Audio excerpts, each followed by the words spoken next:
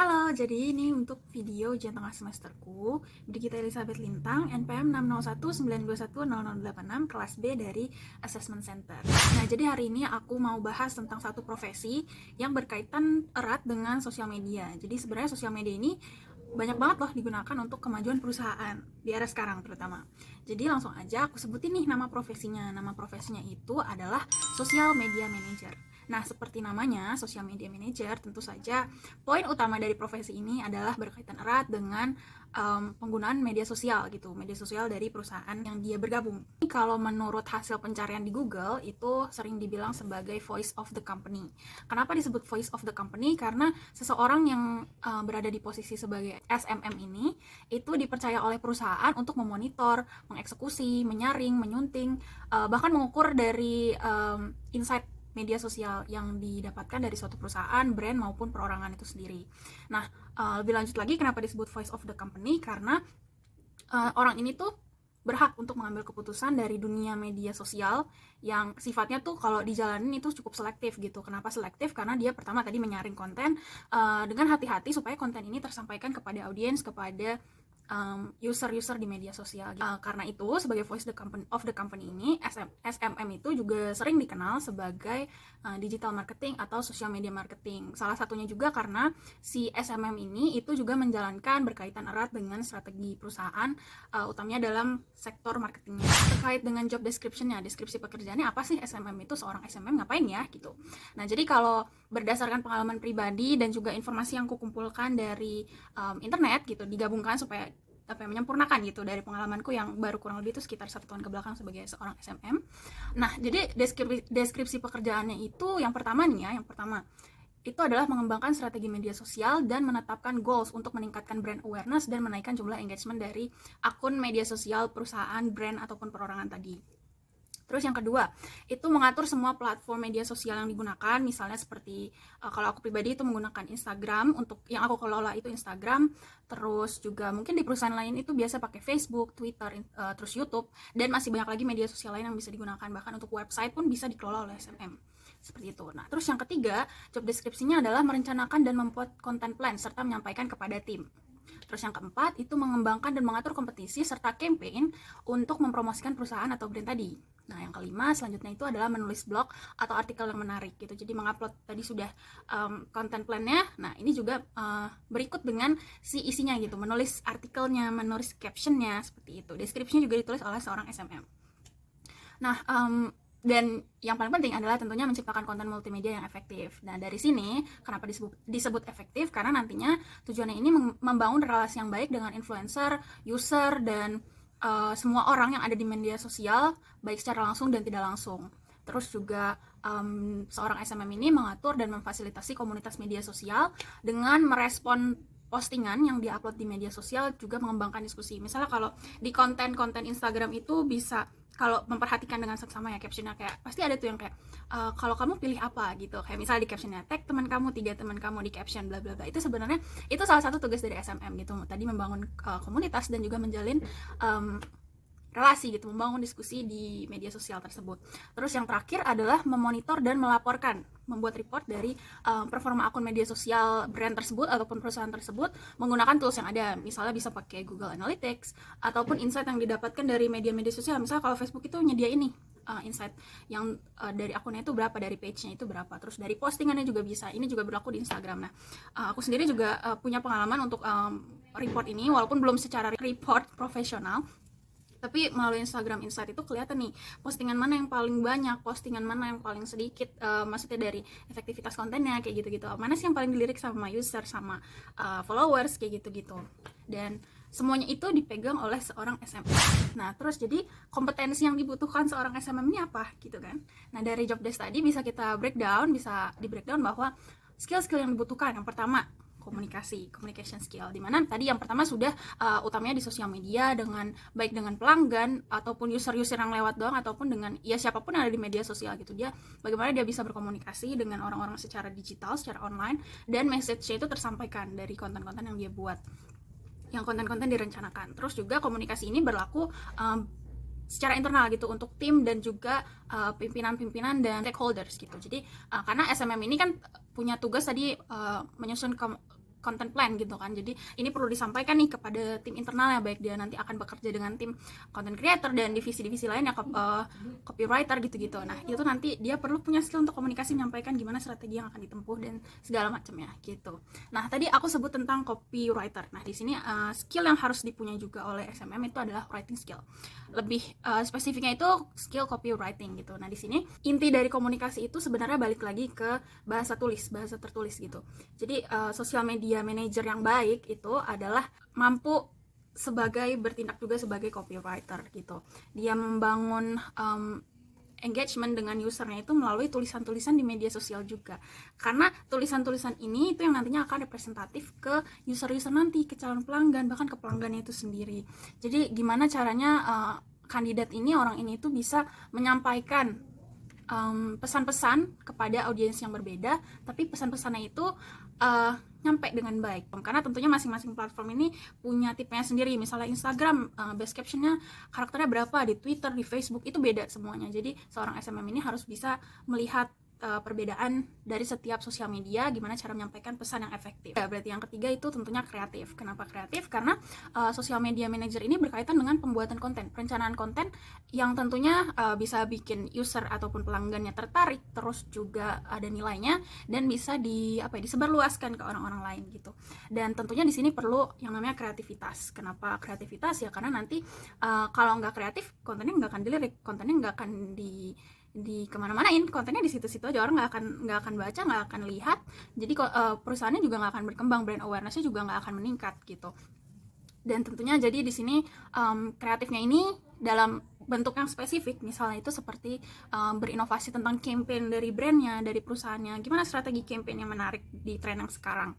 Terus juga membuat visual yang menarik gitu. Kalau bahasa anak sekarang tuh feeds, kalau di Instagram feeds yang estetik, yang enak dilihat gitu, yang nggak terlalu rame dan jelas informasinya kayak gitu. Dan terus juga detail captionnya harus jelas gitu, apa yang ingin disampaikan, gimana caranya menarik audiens untuk berinteraksi seperti itu.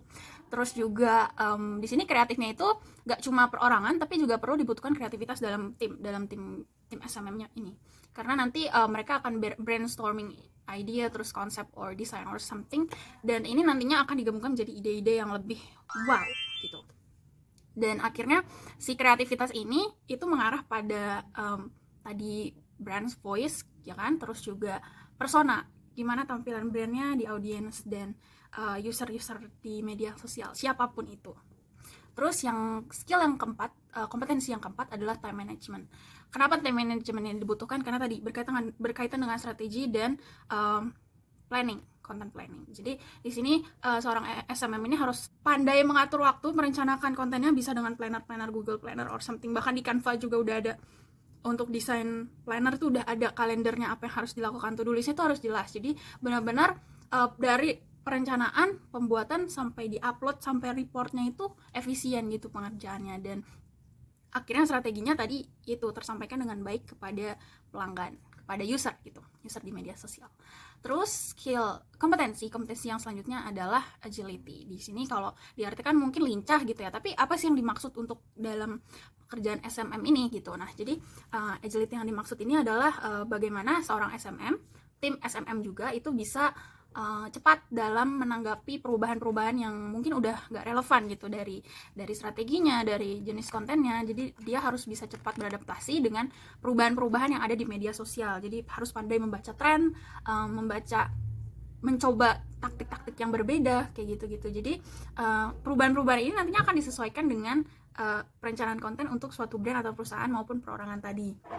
Dan ini salah satunya bisa dilaksanakan dengan bantuan data tadi. Jadi kita belajar, seorang SMM itu bisa belajar melalui data, dari feedback customer juga bisa, dan itu tadi membaca tren yang ada di media sosial, apa sih yang lagi happening sekarang, apa yang lagi disenengin sama orang sekarang.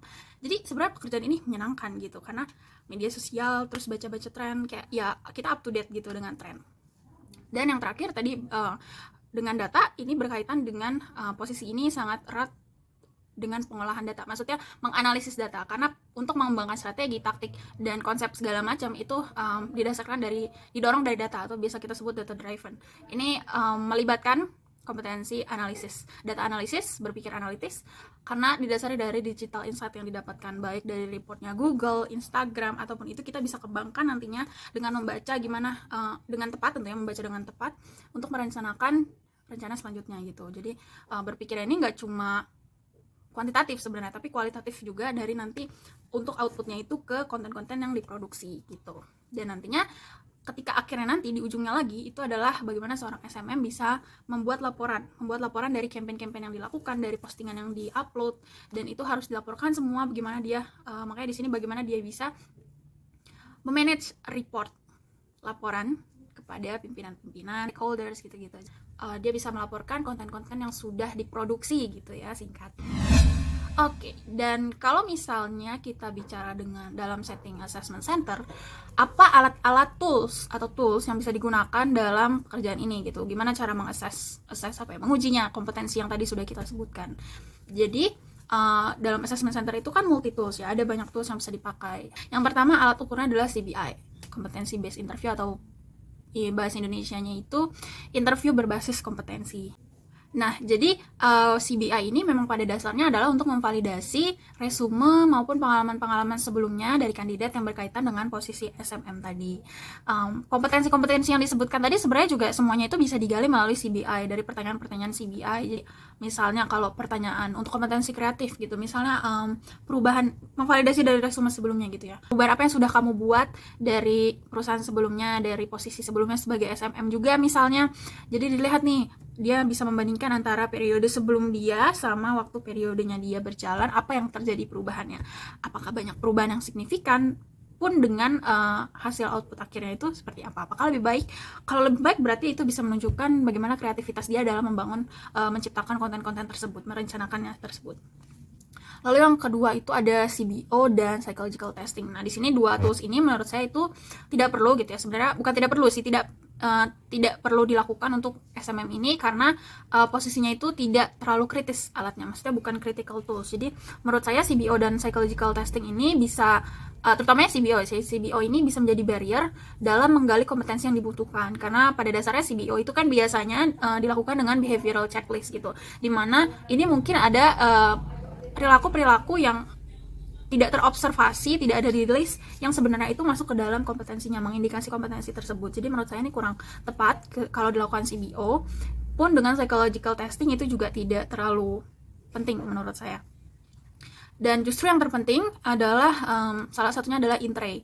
Kenapa INTRAE ini perlu? Kalau menurut saya karena SMM ini umumnya langsung mempertanggungjawabkan pekerjaannya, hasil pekerjaannya itu kepada top management, juga kepada beberapa juga kepada stakeholders gitu, dan juga klien-kliennya, sehingga ini diperlukan INTRAE untuk mengetahui bagaimana itu kandidat bisa merespon kepentingan prioritas pekerjaannya gitu. Apalagi juga seorang SMM ini kan berkaitan dengan planning konten-konten gitu ya, serta ada efisiensi, dituntut untuk time management yang efektif gitu kan.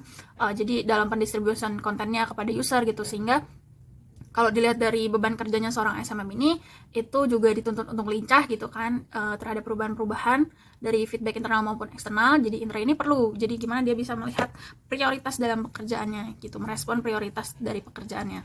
Lalu yang selanjutnya itu juga LGD ini diperlukan karena menurut saya nantinya SMM akan bekerja dalam tim juga, bekerja dalam merencanakannya itu dalam tim, sehingga nanti melalui LGD ini dapat ditemukan kompetensi seperti communication, terus leadership juga, pun kreativitas dari individu maupun dalam kelompok, terus juga melibatkan diskusi gitu kan, analisis pada nantinya bisa diterapkan bagaimana mereka menganalisis tren maupun masalah sampai pada kesepakatan terkait planning konten sosial media sebagai seorang SMM maupun bekerjanya dalam tim.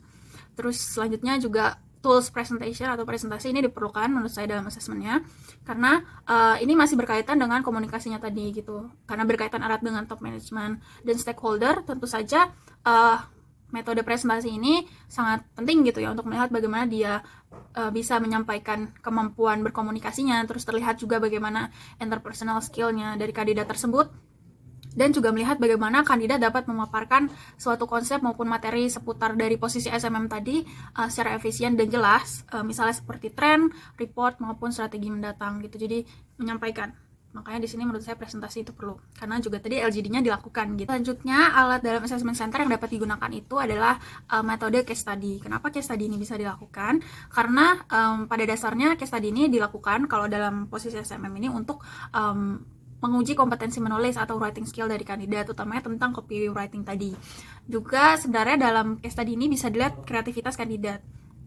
Dalam hal ini, case study yang diberikan atau kasus yang diberikan itu adalah misalnya bagaimana kandidat dapat menyusun pesan yang tepat sasaran, juga efektif terhadap audiens. Jadi kandidat diminta untuk menulis bagaimana caption yang tepat, penyelesaiannya seperti apa gitu, strategi dia seperti apa. Dan dari situ juga dalam pekerjaannya itu membutuhkan skill kreativitas gitu kan, kompetensi kreativitas.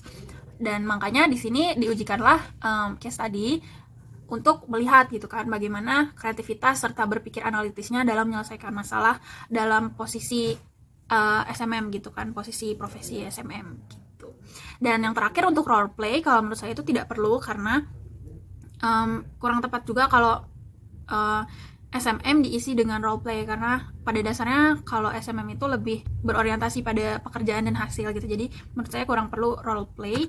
Dan sehingga alat-alat yang dapat digunakan yang cukup kritis adalah CBI, lalu Intrey, LGD, Presentation, dan Case Study. Terima kasih.